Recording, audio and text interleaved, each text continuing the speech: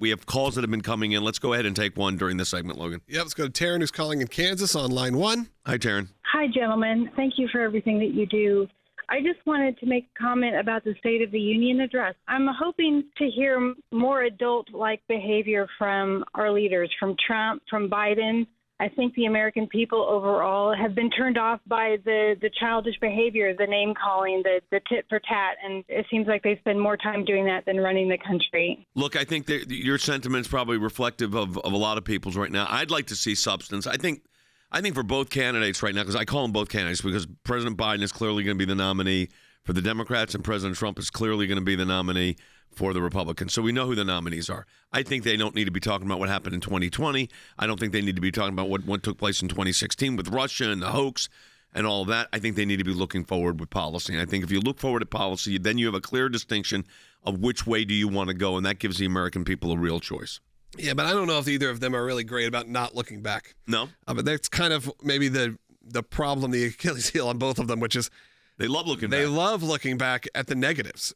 They don't look back at the positives. I think one of my biggest complaints of President Trump's campaign in 2020 was not kind of showing the success he had, not talking about the Middle East, which became, the biggest story. You could flash back to me the day after President Biden was certified, and I said, guess what?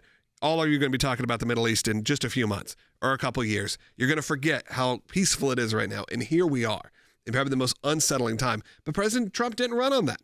I hope he runs on it this time. Yeah. I hope he runs on, remember how good it was in the Middle East. No one was talking about it, crushed ISIS and moved on. I hear him saying that more than he did, but he barely talked about that during the first campaign. No, it's got to be and all they'll do is talk about how, the election was this or this happened or, threat to our democracy.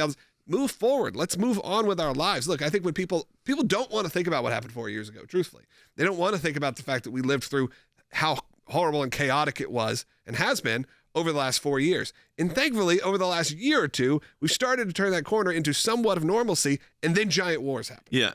David Axelrod said a very interesting comment on CNN day before yesterday. He said, for the Democrats, my warning to you is if you think you're going to win an election on, we've got to save democracy, so don't elect Trump, that's not going to work. And he said to my friends in the Republican Party, if it's going to be grievance and looking backwards and, it was stolen in 2020, that's not going to work either. And I think actually, Andy, Axelrod is right. He is right. He's a good strategist. I don't particularly agree with the strategies that he takes or the people he advises, but he knows what he's talking about when it comes to politics, and he's absolutely right. What we need to do is be forward thinking. We need to talk about who's going to help with the prices, who's going to help with the increase in taxes and things of that nature. Here's what David Axelrod actually said. Take a listen. There's a lot of talk from the president and others about, the soul of the nation and the future of democracy. But if you're sitting around your kitchen table and talking about the future of democracy, you probably you're not paying a lot of attention or don't need to the cost of the food on your table. And most Americans have more immediate concerns. Biden has to address those tomorrow night and explain how he's fighting for them. And the same thing for Trump. I think they both have to get into that. Mike, I want to turn to politics a little bit. We don't do a lot of that with you on here, but I think obviously the GOP primary is now effectively over with. So what should the focus be for the former president, your former colleague when you were serving in office as well, as he eyes the general election now? What should he be focusing on? He should articulate his vision for America for the 4 years that he will be the president of the United States. He should articulate why that matters to every American, whether you're working as an accountant in Milwaukee or you're working as a young FBI officer in LA, whatever your walk of life, you're a student, wherever you find yourself, whatever gender, whatever race, why America is better off with President Trump as opposed to 4 more years of President Biden. And, Jay, he can do that in the context of demonstrated history. We know the things that happened during the 4 years he was there. You can stare at them. They are factual. They are indisputable. And if he uses this forward look, and I think President Trump is already beginning to, so he talks about these things that will be better for every American. We'll be more secure. Our border will be sovereign again. If he talks about those things and then says, oh, by the way, these aren't a pipe dream. These aren't a wish list. This is not just a policy proposal. I have proven that I can achieve that. I think you will see an enormous amount of Americans give us a tidal wave victory in just now, goodness, what are we now, 9 months off? It's going to be the longest general election of our lifetime, that's for sure. Do you think that, you and I both know this former president very well, reaching out to people that he's opposed to, he did it before, but people like Nikki Haley that were running against him hard at the end, how important do you think it is to unify that 20% of the votes she was getting in the primaries? Yeah, Jay, look, we all can do math, right? Right. It's incredibly important that those folks realize that President Trump is the right leader for the future. That includes Ambassador Haley herself, but more importantly, the folks who, for one reason or another, decided that they preferred her to him in a primary battle.